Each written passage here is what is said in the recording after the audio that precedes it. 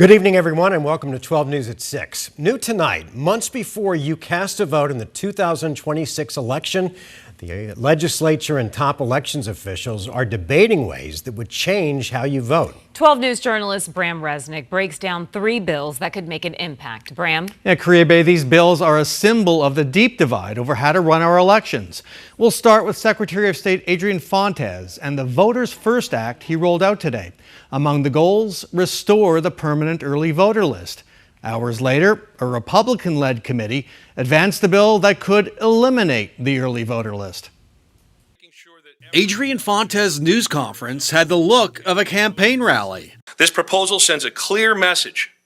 The days of accepting the bare minimum for our elections are over. The Democratic Secretary of State staged a crowd-pleasing rollout for his Voters First Act as he runs for re-election. The Democratic-backed bill would expand vote centers across the state, restore the permanent early voter list, and allow ballots to be processed continuously on Election Day, which would speed up results.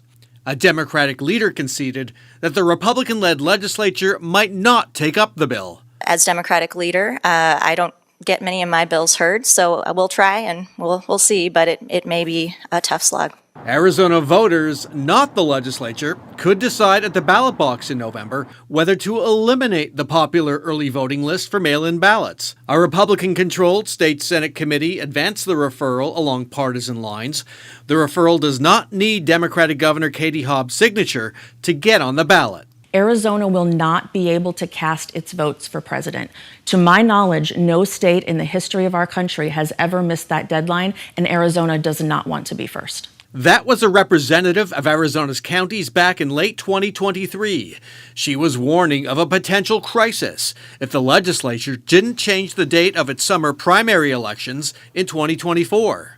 The date was changed, the crisis averted, but now the legislature has to do it again. A new bill would permanently push back primaries by a week to the last Tuesday in July.